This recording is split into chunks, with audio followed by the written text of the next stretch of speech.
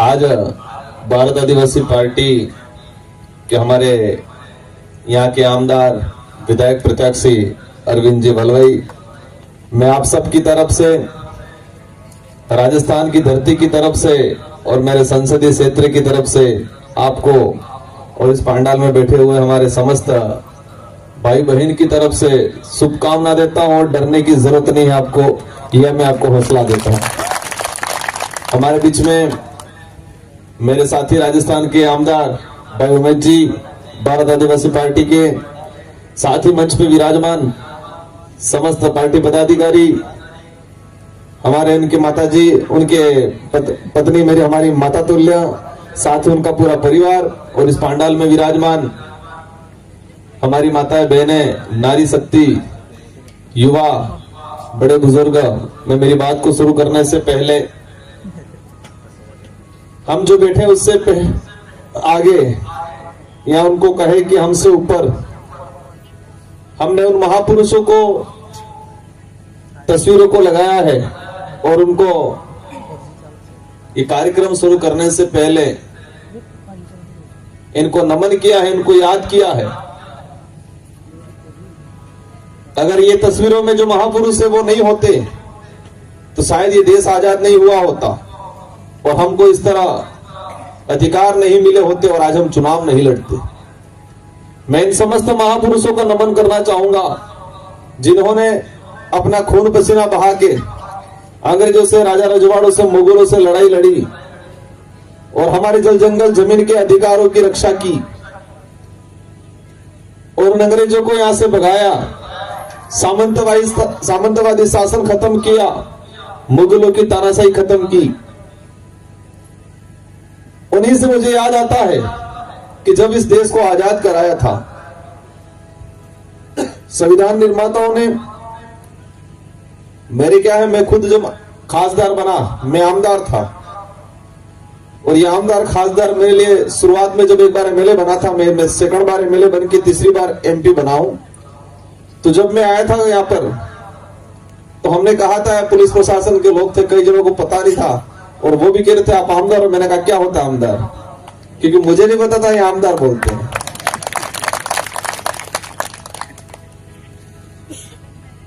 तो मेरे वहां सीट खाली हुई थी और अभी उपचुनाव हुए 13 तारीख को। पूरी सरकार ने दम झोंक दिया था, मोदी से लगा के, हमारे भजनलाल जी से लगा के, सब ने अपनी अपनी टीम भेज के पूरा दमखम झोंक दिया था और उनके सामने हम मजबूती से डटे थे, इसलिए हमारा गला बैठ गया जोरदार। तबीयत खराब थी लेकिन एक इच्छा हुई थी कि महाराष्ट्र में हमारे भाई, हमारे वरिष्ठ एक हौसला रखा है। यह पर आर्थिक राजधानी कहा जाता है, यहाँ पर पैसों के दम पे चुनाव लड़ते हैं और उसके बीच में विचारों की ताकत के साथ वो चुनाव मैदान में उतरे हैं। तो हमने विचार किया था हम उनके साथ जाएंगे। मैं मेरी बात शुरू करना चाहूंगा तो मैं उन महापुरुषों को याद कर रहा था। ये देश लोकतांत्रिक है, इसमें जनता का राज है। जनता हर 5 साल में अपना नेता चुनती है और वो वोट से चुनती है और वो गुप्त मतदान होता है ताकि किसी का दबाव नहीं रहे। हमारे इस लोकतंत्र की खूबसूरती है कि 18 साल से ऊपर वाला व्यक्ति अपनी इच्छा, अपने विवेक से अपना मत दे, अपना बेस्ट उम्मीदवार को चयन करे। ये अधिकार हमारे देश के संविधान निर्माताओं ने हमको दिया है। एक पत्नी भी अपने पति को नहीं बताती है, एक बेटा भी अपने बाप को नहीं बताएगा कि मैं कहां वोट दे रहा हूं। हालांकि चर्चा में जरूर कर देगा मैं वहां वोट देने जाऊंगा, लेकिन इतना गुप्त मतदान होता है कि प्रत्येक 18 साल के व्यक्ति को अपना अधिकार है कि अपनी इच्छा के अनुरूप अपना मत दे। ये अधिकार किसने दिया? इन संविधान निर्माताओं ने दिया। ये जो महापुरुष है उन्होंने दिया अपने लड़ झगड़ के। देश आजाद हुआ, उन्होंने कल्पना की देश आजाद तो हो गया, अब इस देश को कैसे चलाएंगे, इस देश को कैसे चलाएंगे।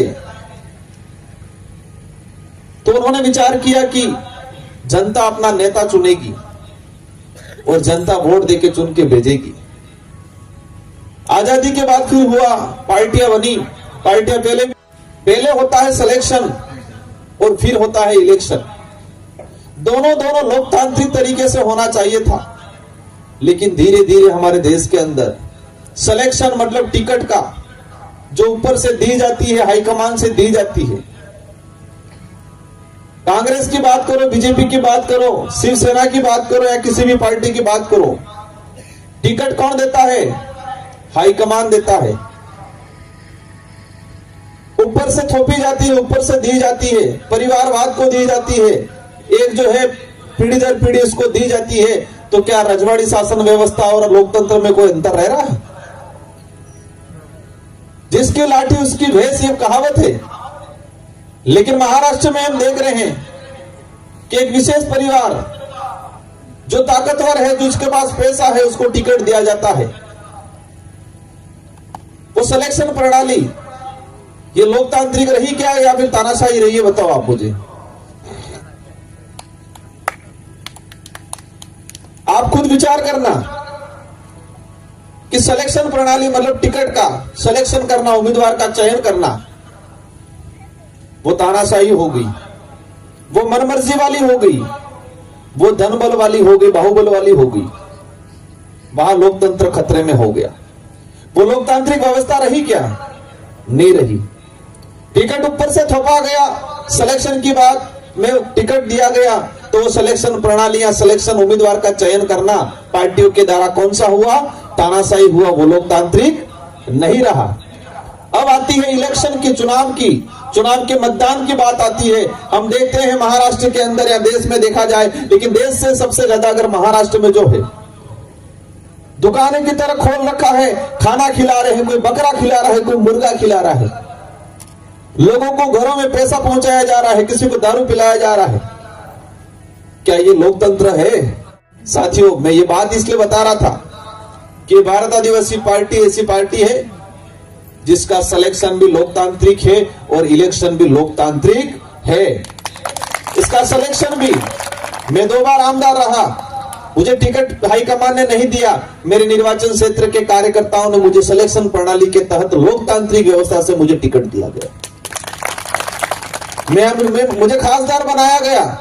पहले मेरा सिलेक्शन हुआ तो सिलेक्शन निर्वाचन क्षेत्र की जनता ने सिलेक्शन प्रणाली के तहत लोकतांत्रिक व्यवस्था से मेरा सिलेक्शन किया और इलेक्शन भी एक शानदार लोकतांत्रिक तरीके से किया गया।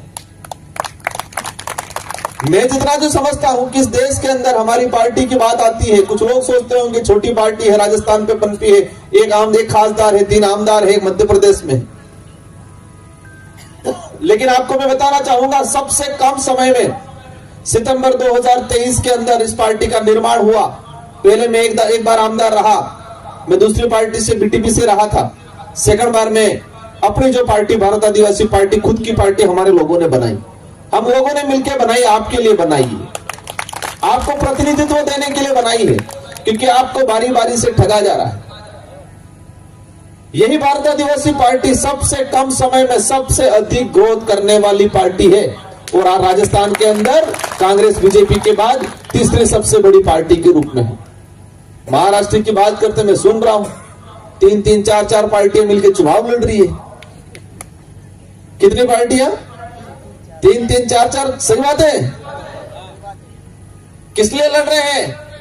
महाराष्ट्र का भला करने या महाराष्ट्र को लूटने के लिए?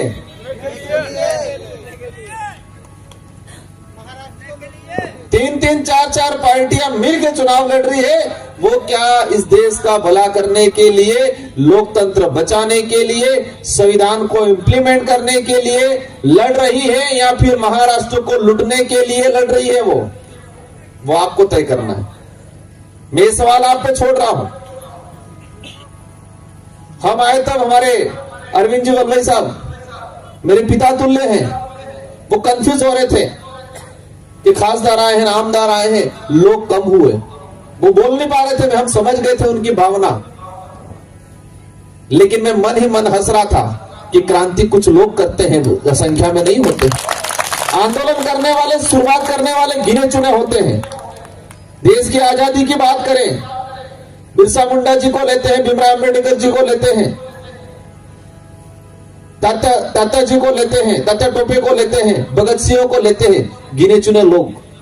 क्रांति शुरुआत वो करते हैं और उसी में आप लोगों की गिनती होगी। महाराष्ट्र के अंदर आपने हौसला रखा है। इनके पास भी कड़े कड़े ऑफर थे।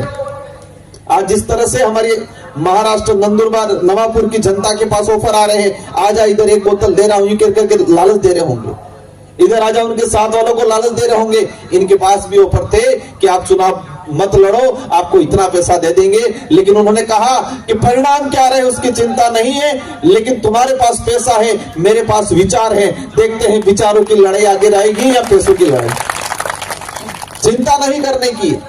मैं हंस रहा था क्योंकि हमने भी जब शुरुआत की, एक आमदार एक खासदार आए हैं, लेकिन जब हम शुरुआत कर रहे थे तो लोग हम पे हंसते थे कि उनके आगे पीछे कुछ नहीं है। हमारे पास एक वार्ड पंच भी नहीं था, एक सरपंच भी नहीं था, लेकिन हौसला जोरदार था, अंदर जुनून जोरदार था, दमखम के साथ मैदान में उतरे और आज स्थिति यह बना दी है कि वहां कांग्रेस और बीजेपी दोनों एक होकर चुनाव लड़ती है। कई बार ये स्थिति बना रखी। हमारे में ताकत नहीं है, हमको ताकतवर नहीं, हम बलशाली नहीं है, हम धनवान नहीं है, लेकिन हमने इस देश को समझा है, इस देश के इतिहास को समझा है, इस देश के संविधान की ताकत को समझा है। इस लोकतंत्र में बहुत बड़ी ताकत है। ये जो वोट है, ये वोट करोड़ों अरबों का है, उसकी ताकत को समझा और हमने जनता को समझाया। ये वोट दारू पैसों में बिक देने वाला वोट नहीं है, ये वोट ही आपके भविष्य का निर्माण करेगा। कहा जाता है कि ये हमारे देश की कुंजी है, इस देश की कुंजी है, चाबी है ये लोग। ये वोट हर 5 साल में लगाने का अवसर आता है। इस बार आपको ठानना है, इस बार आपकी चाबी तो है इसी, लेकिन आपके परिवार की, आपके गांव की चाबी, मतलब सारे का वोट ऐसा ताला ठोकना है कि कांग्रेस बीजेपी के ताले ठोक हो जाए, बंद हो जाए, लोक हो जाए, जंग खा जाए, दोबारा खुले ही नहीं। आज हमारे देश की हालत खराब कर रखी है। क्या स्थिति बना रही? युवा दर दर भटक रहा है, बीएड करके, नर्सिंग करके, ट्रेनिंग करके घर पे बैठा हुआ, रोजगार नहीं मिल रहा है और उसको कह रहे हैं धर्म खतरे में, धर्म की चटनी चटा रहे। आज मैं गुलाम बाबा को याद करता हूं, उनके बारे में मैंने जब पढ़ा, उन्होंने आंदोलन लड़ा था, आंदोलन किया था यहाँ के अधिकारों को लेके, नशा मुक्ति को लेके। उनके आंदोलन में भी 1400 से अधिक आदिवासी मारे गए थे। यहाँ के शिवाजी महाराज को पढ़ते हैं, जो पार्टियां शिवाजी महाराज का नाम लेके चुनावी मैदान में आ रही है, आप इतिहास के तह में जाना कि शिवाजी महाराज को 16 साल तक राज तिलक नहीं करने दिया था, वही लोग आज वो पार्टियां संभाल रहे और शिवाजी महाराज को आगे रख करके आज वोट लेने का काम कर रहे। क्या चाहते थे शिवाजी महाराज, वो नहीं बताया उनको, बस शिवाजी महाराज को आगे करके वोट लेने का काम किया। शिवाजी महाराज का स्टैट्यू बनाया उन्होंने, बनाया, वो मूर्ति बनाई बड़ी सी, कितने समय में टूट गई? 1 साल भी नहीं हुआ ना, 5-6 महीनों में गिर गई नहीं, 8 महीनों में। वो बता रहे हैं ये कि 6 से 8 महीनों में वो मूर्ति टूट गई। भ्रष्टाचार, शिवाजी महाराज की मूर्ति बनाने में भी उन्होंने कसर नहीं छोड़ी, वहां भ्रष्टाचार करने की, वहां पर भी उन लोगों ने भ्रष्टाचार किया। साथियों, समझने की जरूरत है, वो लोग सत्ता के भूखे हैं, हम लोग स्वाभिमान की लड़ाई लड़ने, आने वाली पीढ़ियों की लड़ाई लड़ने, इस देश को बचाने की लड़ाई लड़ने, हमारे समुदाय के अस्तित्व को बचाने की लड़ाई लड़ने आए। आज घबराने की जरूरत नहीं, आप भले कम हो लेकिन आप हौसला रखो। आप तो ये ठीक हो, ज्यादा हो। आज हम जो शुरुआत करते थे 10, 15, 20 जने मिलके मीटिंग करते थे, लोग हंसते थे हमने, लेकिन हम भी अंदर अंदर हंसते थे कि एक दिन ऐसा आएगा कि उनकी नानी माँ याद दिला देंगी, और आज याद आ गई उनके हमारे राजस्थान के अंदर। मध्य प्रदेश में शुरुआत है आज, क्योंकि हमारे विचारों में ताकत है, और हमारे विचारों में इतनी ताकत है कि सामने वाला कितना भी बलशाली होगा, सामने वाला कितना भी धनवान होगा, उसके सामने नहीं टिकेगा। हमारे विचारों के सामने उसके पैसा वैसा नहीं टिकेगा। आज शुरुआत हुई है, लेकिन आने वाले समय में बड़ी क्रांति होगी। आप सबकी जिम्मेदारी है। यहाँ पर मैंने इनके बारे में सुना, जब ये अधिकारी थे, रिटायर्ड हुए, जब अपनी पोस्ट पे थे, इसके बावजूद भी समुदाय की हर लड़ाई लड़ने में, युवाओं की लड़ाई लड़ने में, रिजर्वेशन की लड़ाई लड़ने में। इस इलाके में सबसे बड़ा समस्या है महाराष्ट्र के अंदर बोगस आदिवासी, जबरदस्ती आदिवासियों का अधिकार छीनने की बात करते। सरकार का सहयोग लेके सरकार को वोट आदिवासी समुदाय तो दारू और पैसे में दे देगा ऐसा लगता है उनको, इसलिए उनको अंदर डालने का, लाभ देने का काम किया आरक्षण का, तो इन्होंने विरोध किया, इन्होंने लड़ाई लड़ी। मुझे जानकारी मिली, खुशी हुई कि बोगस आदिवासियों के खिलाफ उन्होंने लड़ाई लड़ी और खुद ने चंदा करके पैसा दिया, हाईकोर्ट सुप्रीम कोर्ट तक लड़ाई लड़ी। क्या ये लड़ाई कांग्रेस बीजेपी ने लड़ी? आज कांग्रेस बीजेपी के कैंडिडेट 1000 रुपया, लाखों रुपया, करोड़ों रुपया खर्चा कर रहे चुनाव में, क्या उस लड़ाई में 1 रुपया भी चंदा दिया उन्होंने? आप विचार करो कि जिस लड़ाई में अरविंद जी ने चंदा करके लड़ाई लड़ी, बोगस आदिवासियों को बाहर करने का काम किया, और उस लड़ाई में कांग्रेस बीजेपी के जो उम्मीदवार आज आपको लालच दे रहे हैं, आपके विकास के नाम की चटनी चटा रहे हैं, धर्म के नाम की चटनी चटा रहे हैं, आपको पैसा दे रहे हैं, सभाओं में आने से रोका जा रहा है, लालच दे रहे हैं, उन्होंने तब कहां थे? वो कहां खड़े थे वो लोग? रिजर्वेशन पे अटैक होता है, कहां रहते हैं वो लोग? जल जंगल जमीन की बात होती है, हमारे लोग आज बिलाना चारा का पड़े जमीन पे बैठा हुआ हजारों सालों से, उसको अतिक्रमणों के नाम से हटाया जाता है, तब ये लोग कहां रहते हैं? कोरोना काल आया, हमारे मजदूर भाई गुजरात में इधर इधर इलाकों में पैदल चल चल के आए, तब कांग्रेस बीजेपी के नेता कहां गए थे?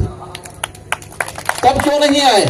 आज चुनाव में गाड़ियां लगा रहे हैं, पैसा लगा रहे हैं, मटन दे रहे हैं, खाने में क्या दे रहे हैं? सुनने में आए मटन दे रहे, तब क्यों नहीं दिया? ये विचार करने की बात है। आज आप ठान के जाना है, आज रात से सोना नहीं है, आप ये ठानना है कि मैं अकेला नहीं, और ये अरविंद जी अकेले चुनाव नहीं लड़ रहे हैं, आप सब चुनाव लड़ रहे हो। अपने आप को अरविंद जी वलवल मानना है, अपने आप के अंदर ये जुनून पैदा करना है, अपना परिवार का, रिश्तेदार का। कोई भी लड़ाई कमजोर नहीं होती है। आपने सुना होगा महाराणा प्रताप की लड़ाई अकबर से हुई थी, और महाराणा प्रताप आज पूरे विश्व में प्रसिद्ध इसलिए है कि एकमात्र ऐसा राजा था जिन्होंने अकबर के दिन तक, उनके पास हजारों की सेना थी, और अकबर के साथ मान सिंह के नेतृत्व में लाखों की सेना थी, लेकिन जीत हजारों वालों की हुई, लाखों वालों की नहीं हुई थी। क्योंकि लाखों वालों की जो सेना थी, अकबर की सेना थी, वो पैसे के दम पे सैलरी वाली, तनख्वाह वाली सेना थी, और महाराणा प्रताप के साथ हमारे बीलों की सेना थी, स्वाभिमान वाली सेना थी, दिल में जगह रखने वाली सेना थी, दिल से लड़ने वाली सेना थी। तो ये इतिहास के पन्नों पे भी देखा जाए कि पैसे और सैलरी वाली सेना टिकती नहीं है, दिल से लड़ने वाली सेना टिकती है। और चुनाव में भी ये होना चाहिए कि नवापुर के अंदर पैसों के साथ लड़ने वाले कार्यकर्ता, और इधर अरविंद भाई के साथ दिल से लड़ने वाले कार्यकर्ता। देखते हैं इनकी नानी माँ याद दिलानी आप सबको मिलकर। आप सबको ठान लेना है कि हमें आज से खुद को, अपने आप को अरविंद भाई वल्लभ मानना है, अपने परिवार, रिश्तेदार, गांव, फड़ा, डाणी, हर जगह डरना नहीं है।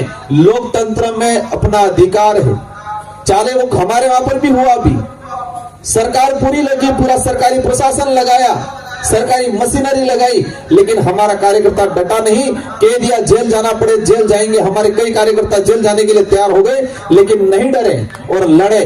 और हमारे वर्तमान में मुख्यमंत्री जी हैं, उनकी भी हालत खराब कर दी, उनकी सभाओं में लोग जाते नहीं थे, ये कंडीशन बढ़ा दी थी। इसलिए आप सबकी जिम्मेदारी है इस लोकतंत्र को बचाना है। अरविंद जी को 3 नंबर पे चुनाव चिन्ह, 3 नंबर पे चुनाव चिन्ह है, आप सभी को भारी बहुमत से जिताना है। ये शुरुआत है, आने वाले समय में दोबारा आएंगे आपके बीच में, और महाराष्ट्र का प्रभारी मैं ही हूं, अवश्य आप सबके बीच में समय समय पे आते रहूंगा।